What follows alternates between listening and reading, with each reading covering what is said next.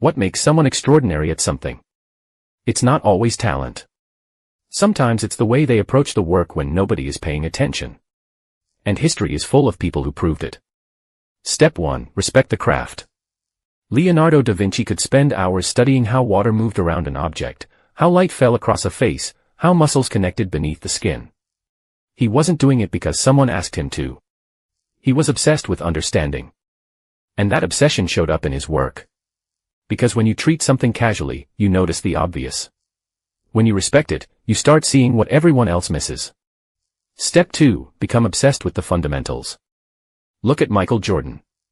After becoming one of the greatest basketball players in history, he still returned to the basics: footwork, balance, shooting, repetition. He didn't abandon the fundamentals because he had mastered them. He went back because he understood something most people don't.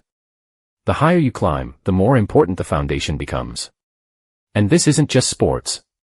The Beatles played thousands of hours of live shows in small clubs before most of the world knew their name. They weren't born sounding like legends. They became incredibly good by doing the work long before anybody cared. Step 3. Let repetition change you. Hayao Miyazaki has spent decades drawing, revising, observing movement, nature, people, and tiny human behaviors. Watch his films closely. A character doesn't simply walk. The environment doesn't simply exist. A breeze moves through grass. A hand hesitates. Someone takes a breath. Those details are easy to ignore. But someone who has spent decades paying attention starts turning ordinary moments into something you can feel. That's what repetition eventually gives you. Not just speed.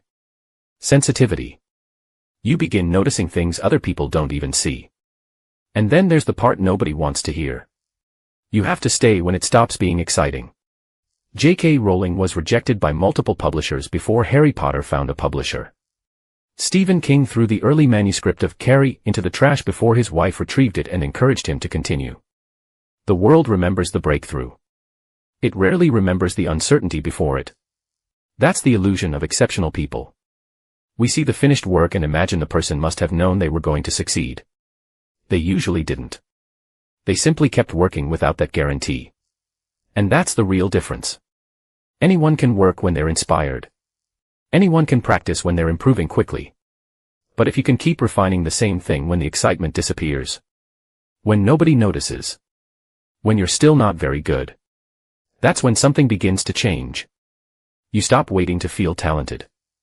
You become the kind of person who earns the result. So don't ask yourself whether you're naturally gifted. Ask something harder.